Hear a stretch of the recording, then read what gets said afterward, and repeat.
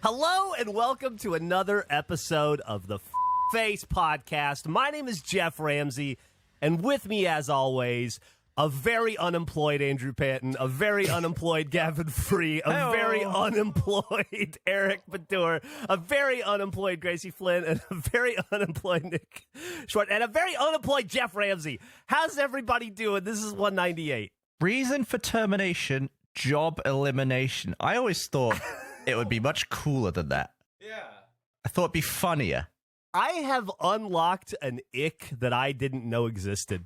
And this isn't directed at anybody in particular, but I have learned there is nothing lamer than being laid off from the company you founded. I gotta say, I think that's a distinction that not many people get to claim.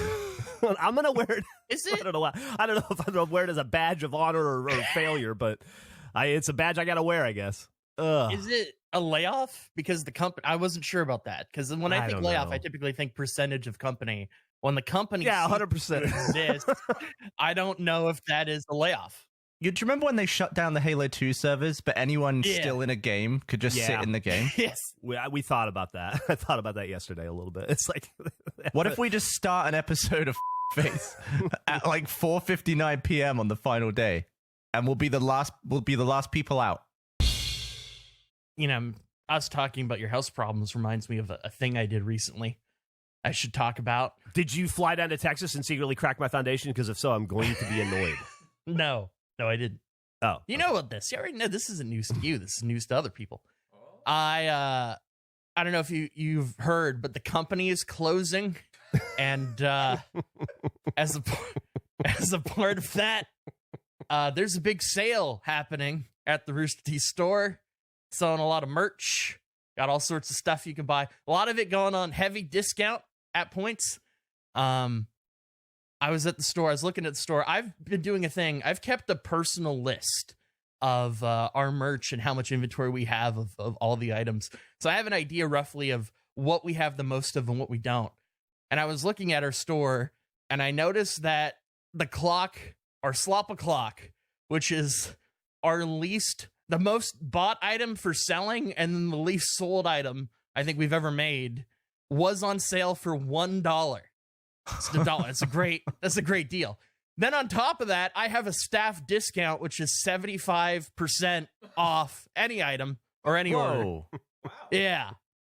Great discount. So Jeff talked about in a recent episode, him wanting to prank me, which puts me on guard, which makes me want to strike first. So I texted Jeff, hey, I want to make an order from somewhere. U.S. shipping prices are high.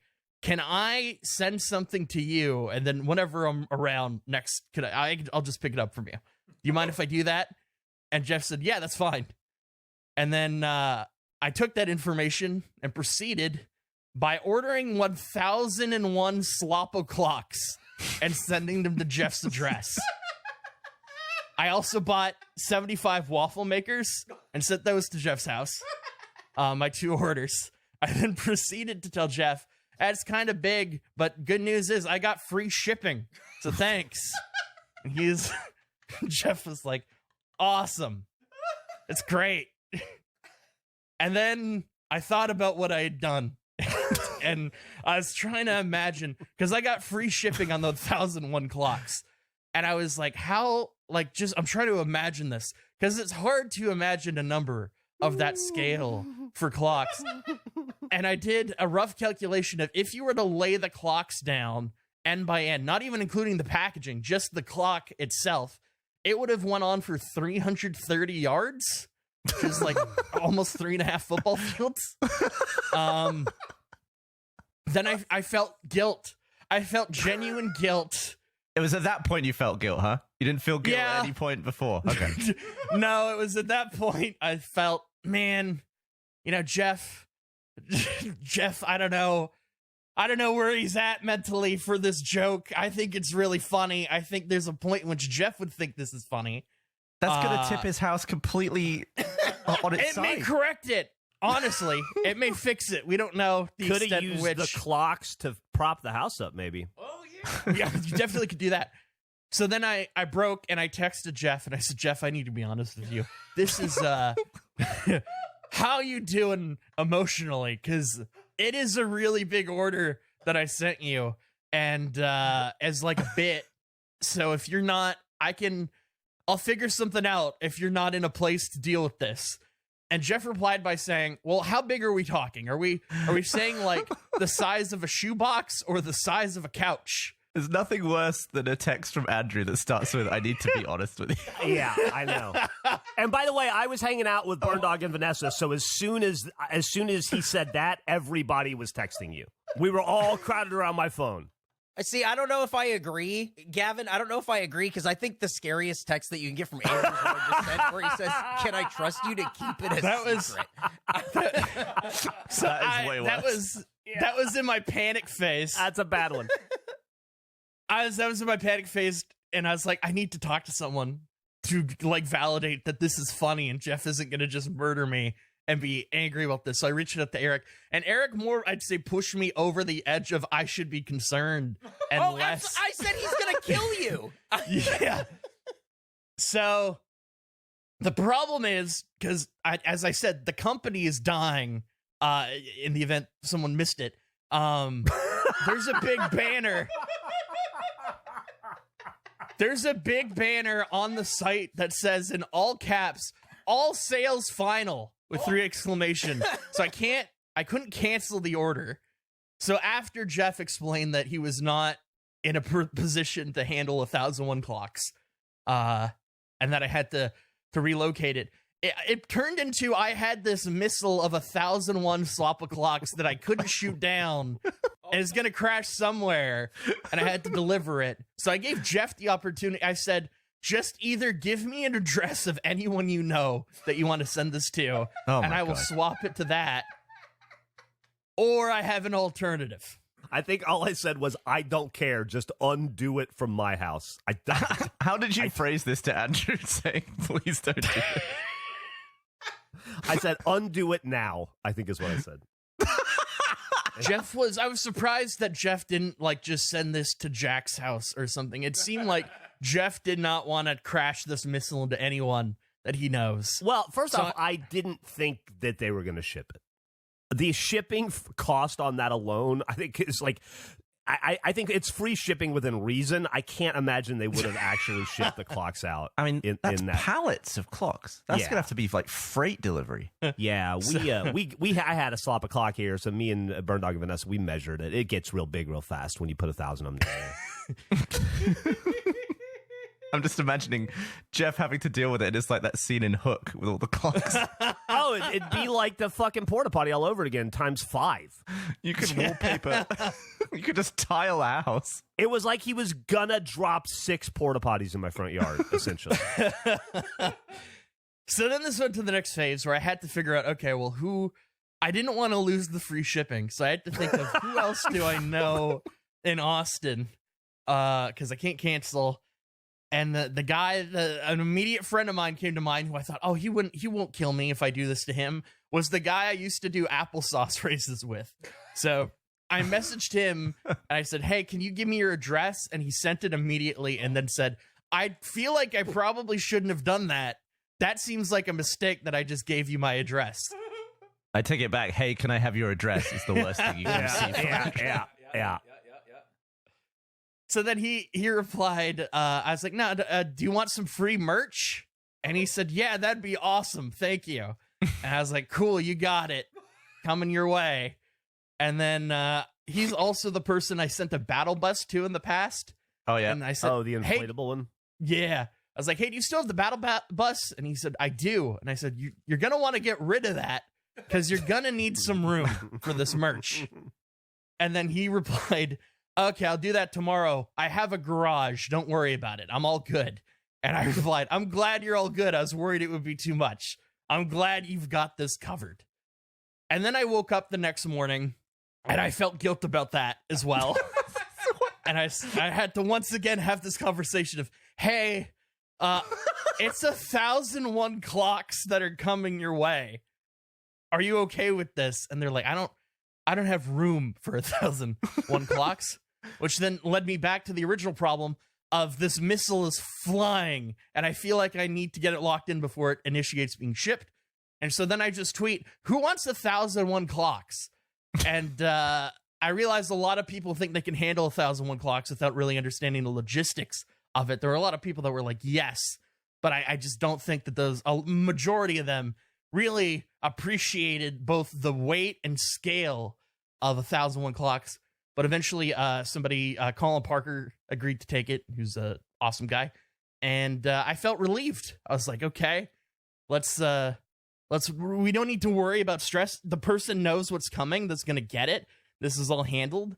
But then I was curious, so I messaged Tony, and I said, just out of curiosity, do you know how much 1,001 clocks weighs for what it is? And Tony said, give me a minute. And he got back to me and revealed that it weighs on 900 pounds. 1,001 clocks weighs 900 pounds. And then like half a ton of clocks. I reached out, was like, yeah, I emailed about it already, but I really need to change the address of where that order is going. Could we change it? And he said, let me reach out to someone. And then there was a long break. And then I got another Slack from a different person on the merch team saying, hey, can we cancel your 1,001 clock order? Because people are stressing out about it. The amount it would lose in like the cost of shipping would cause us to lose so much money that we can't. Can you cancel it? And I felt a tremendous amount of relief to learn that the missile could be shot down.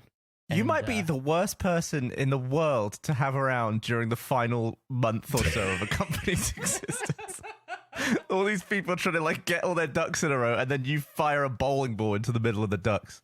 Any other time in my life, other than the disillusion of my company, I would have rolled with it. Had you done this and pulled it off, it would have fundamentally changed the relationship you and I share. We would still do a podcast together. I would still consider you my friend, but it would take things to a level, Andrew, that there would be no coming back from. Oh my God. I had my plan laid out of my first line of defense, if it would have went through, was that I did technically ask permission before I did it. My second line of defense would be arguing that I'm buying merch to sell from a store later, that I could then resell this at an almost definite profit considering what I bought it for. Eric said, why do I need a line of defense? Because it's 1,001 clocks, Eric. You need the plan. There's gonna be waves. Do you know why? Do you know why we had 1,001 clocks laying around for you to buy? Because nobody fucking wanted them. It doesn't sell them. It doesn't matter how cheap we buy them. Nobody wanted those fucking clocks. I don't even remember the decision to sell a clock. I remember the original like number being wrong on it. I thought it was funny, but you know, I guess they can't all be fridge magnets, you know.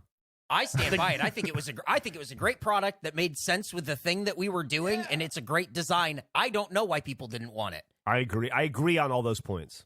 I took down a clock I've had for 10 years and replaced it with a Slop clock, and I love it. It's in my living room. Mine's hanging right behind me in my office. Yeah, it's the only piece of face gear I have displayed in my house. That and the Burglar. I think it's really funny that Gavin, the guy who has never attended a merch meeting ever, says, I don't remember that conversation. Well, because you silly bastard, a lot of the merch that we sell comes from discussions in the episode. We can keep those clocks in my studio if you want. There might just be 1,000 clocks behind me in the next slow-mo, I feel. I need to talk to merch to figure out what is the maximum amount I can buy within one order to get free shipping. Yeah, here's the issue with the free shipping, is that he was trying to ship 900 pounds of clocks on free shipping. The loss they would have eaten on that would have negated anything we've ever done. That would have been astronomical. Yeah, that would be the worst. We might go out of business if we did something like that. Damn. The other side part of this that made me really laugh is I had learned independently that my friend Path had bought like $700 million butt card games, and when when I got reached out to about canceling my order, I'm like, oh, I'm so sorry. I didn't mean to cause stress. I didn't realize that there was a scenario in which this would be bad on that side. I didn't think it mattered at this stage. But he said, no, it's fine. It's just your order and some other person's order who ordered like 1,000 pounds of cards. And it was so funny to me be able to go, I know that guy. That's not related to me. I had nothing to do with that, but I know that guy. That's fine. They're gonna cancel that, no problem. Don't worry about it. I almost left my 70 or 75 waffle makers being sent to Jeff. I thought about pretending that I forgot that I had also made that order. And then yeah, you never mentioned the Jeff waffle makers. I'm learning about them right now in real time. Yeah, Jeff would get hit by those. But then I reached out to Jeff and I said, how's it going? And Jeff, you said, my fridge is broken.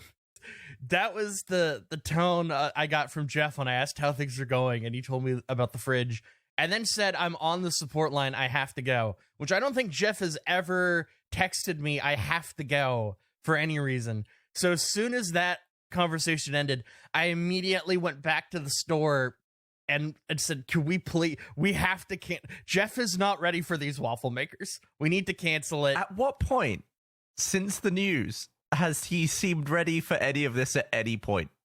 That's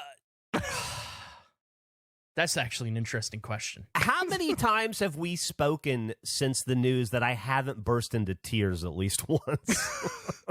Well, it's largely today's going to be the first day, I think. It's been over text a lot of the time, so I was crying never the whole time. assume that.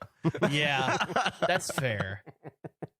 But we thankfully got that order taken down. So there's no, it's all gone. If you are looking in the store for a waffle maker or a clock, there will be one available. If not already, then soon. The reason in that moment I said I had to go is because I had to focus on what the lady was about to tell me, because if what the lady was about to tell me was in any way bad, I was probably going to snap and lose my mind. And then I was just going to start. I don't know what would have happened. But I needed to focus on that. So I had to be like, I had to sever personal relationships for what was about to happen. And then it just didn't happen. So that was cool. Either way, I made the right read of I need to kill these waffle makers as soon as possible. Something was going to get killed. And I'm glad it was the waffle makers. Way back in the day when some people thought inordinately annoyed with Andrew for sending 1,000 clocks to my house. The day they were supposed to arrive was the day my house went on sale. I had an open house that day at like 11 a.m. and they were supposed to show up in the driveway, a pallet full of clock. That's why I was freaking out. And I was like, please don't send it to my house right now, because it was going to ruin my life. Yeah, I started it. First, I wish we had those clocks now. That's the first thing I'll say. Second thing I'll say is that I didn't know that you were doing that. I learned in the act of that conversation that you were moving. Or else I wouldn't have considered it. But the missiles had already been, I think, sent. Yeah, the missiles were already fired. Yeah, but it was fine. A crisis was averted. It was all good. It was just very, very, very funny timing. That's why in the episode you can hear Gavin go, Andrew, you know why he can't have them right now. I should have sent them to Gavin is what I should have done. I should have never put you in line of fire. No, it's fine. I love being in the line of fire. It was the fucking perfect timing. That's all.